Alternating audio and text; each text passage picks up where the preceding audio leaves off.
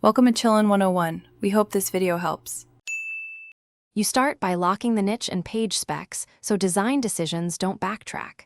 Open a spreadsheet and import or type 100-200 themed words, grouping by difficulty and length. Once done, set your document dimensions to KDP's interior size, add 0. 125 bleed if needed, and decide grid columns and font sizes. Make sure to save a master copy and export a working CSV for puzzle generation tools. This lets you iterate quickly without losing a clean. You now import the CSV into a puzzle generator or run a script to populate grids, selecting grid sizes that match your audience and readability.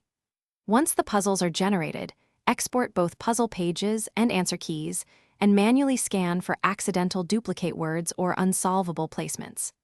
Then lay out the interior in a publishing program, add headers, clear instructions, adequate margins, and consistent page numbering. Make sure to preview spreads to confirm words don't cross gutter areas. You create a cover that reads at thumbnail size, placing title, subtitle, and a clear spine.